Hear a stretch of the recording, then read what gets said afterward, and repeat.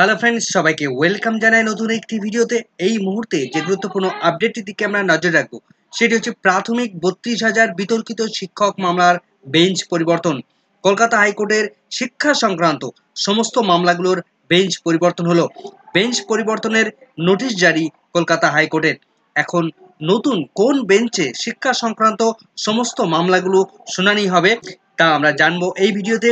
প্রাথমিক শিক্ষা সংক্রান্ত মামলাগুলোর কোন বেঞ্চে শুনানি হতে চলেছে, 32,000 প্রাথমিক শিক্ষক মামলার শুনানি কোন বেঞ্চে হবে, তাছাড়া প্রাথমিক ওএমআর মামলায় যে 33টি প্রশ্ন রেখেছিলেন মাননীয় বিচারপতি রাজশেখর মান্থা, তার কি হবে? সেই বেঞ্চ কি পরিবর্তন হয়ে গেল? সরাসরি কোন মামলাগুলি কোন বেঞ্চে উঠতে চলেছে সরাসরি আমরা দেখে নেব কলকাতা হাইকোর্টের অফিসিয়াল ওয়েবসাইটে তার নোটিফিকেশনগুলো। তো ভিডিও শুরু করার আগে বলে রাখবো বন্ধুরা, যারা চ্যানেলটিতে নতুন আছেন অবশ্যই একটু সাবস্ক্রাইব করে রাখার অনুরোধ রইল। পাশে থাকা বেল আইকনটি অবশ্যই অন করে রাখবেন পরবর্তী ধরনের নিত্য নতুন আপডেট পাওয়ার জন্য। তো চলুন বন্ধুরা, ভিডিওটি শুরু করা যাক।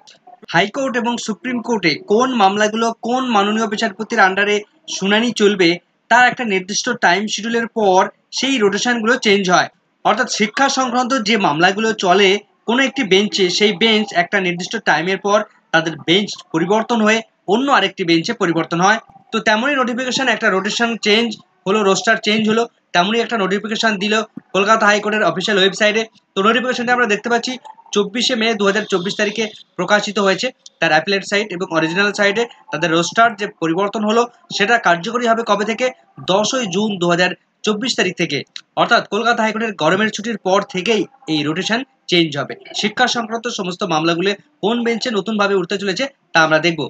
আমরা জানি কলকাতা হাইকোর্টের শিক্ষা সংক্রান্ত অর্থাৎ এডুকেশন 2 গ্রুপ সংক্রান্ত যে সমস্ত মামলাগুলি কলকাতা হাইকোর্টে ওঠে সেগুলো ডিভিশন বেঞ্চে মাননীয় বিচারপতি তপব্রত চক্রবর্তী এবং মাননীয় বিচারপতি পার্থ সারথীর ডিভিশন বেঞ্চে শুনানি চলে। অন্যদিকে প্রাথমিক শিক্ষা সংক্রান্ত সিঙ্গেল বেঞ্চে মাননীয় বিচারপতি রাজশেখর মান্থার সিঙ্গেল বেঞ্চে শুনানি চলে। কিন্তু এই রোস্টার চেঞ্জ হতে কোন বেঞ্চে নতুনভাবে উঠতে চলেছে এই শিক্ষা সংক্রান্ত সমস্ত মামলাগুলো আমরা দেখব এই নোটিফিকেশনে। সরাসরি একটু নিচের দিকে চলে যাব, কোথায় আছে আমরা দেখব শিক্ষা সংক্রান্ত যে মামলাগুলো কোথায় কোন বেঞ্চে উঠছে। নতুন বেঞ্চ গঠন পেল, নতুন বেঞ্চ গঠিত হলো, তা আমরা দেখব। তো আমরা যেটা দেখতে পাচ্ছি এখানে পরিষ্কারভাবে উল্লেখ করা রয়েছে, দেখুন, appeal from order relating to education under group 2 and application there 2, এবং ডান দিকেও লেখা আছে appeal from order relating to education under group 2 and application connected thereto। অর্থাৎ শিক্ষা সংক্রান্ত মামলাগুলি গ্রুপ 2 এর মধ্যে পড়ে। তো এই শিক্ষা সংক্রান্ত মামলাগুলো মাননীয় বিচারপতি কোন বেঞ্চে তা কিন্তু এখানে পরিষ্কারভাবে উল্লেখ করা রয়েছে। Honourable justice Harish Tandon sir এবং অনারেবল জাস্টিস প্রসেনজিৎ বিশ্বাস, এই দুজনের ডিভিশন বেঞ্চে এডুকেশন সংক্রান্ত গ্রুপ 2 এর মামলাগুলো শুনানির জন্য উঠতে চলেছে আগামী 10ই জুন থেকে। সমস্ত শিক্ষা সংক্রান্ত মামলাগুলি এই ডিভিশন বেঞ্চে উঠতে চলেছে। তো সেই হিসাবে প্রাথমিক 32,000 বিতর্কিত শিক্ষকদের যে চাকরি সংক্রান্ত যে মামলা, সেই মামলা ইতিমধ্যেই এতদিন পর্যন্ত মাননীয় বিচারপতি তপব্রত চক্রবর্তী এবং মাননীয় বিচারপতি পার্থ সারথী চ্যাটার্জির ডিভিশন বেঞ্চে ওঠার কথা ছিল।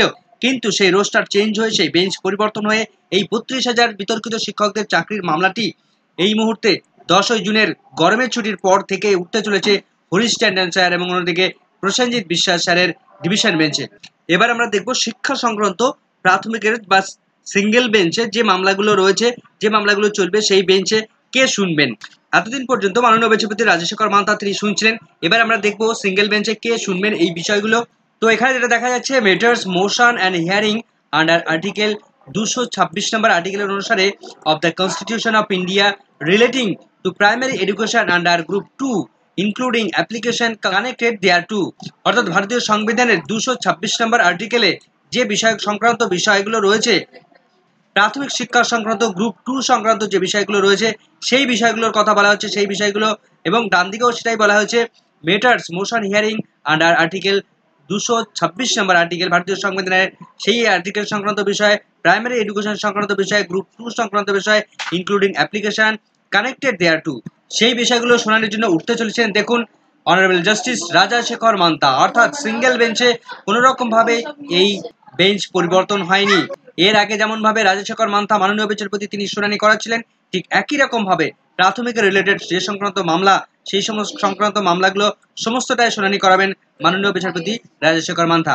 তাহলে প্রাথমিকটির 2014 ওএমআর সংক্রান্ত মামলা, যে টোটাল 33টি প্রশ্ন বানে বিদ্ধ করেছিল প্রাথমিক শিক্ষা পর্ষদকে মাননীয় বিচারপতি রাজশেখর মান্থা, ঠিক তিনি কিন্তু সেই মামলাটি পুনরায় শুনতে চলেছেন এবং এই 33টি প্রশ্নকে প্রাথমিক শিক্ষা পর্ষদ তাদেরকে অ্যান্সার দিতে হবে এবং যথাযথ অ্যান্সার দিতে হবে। সেই ওএমআর সংক্রান্ত মামলার কোনো রকম ভাবে বেঞ্চ পরিবর্তন হলো না।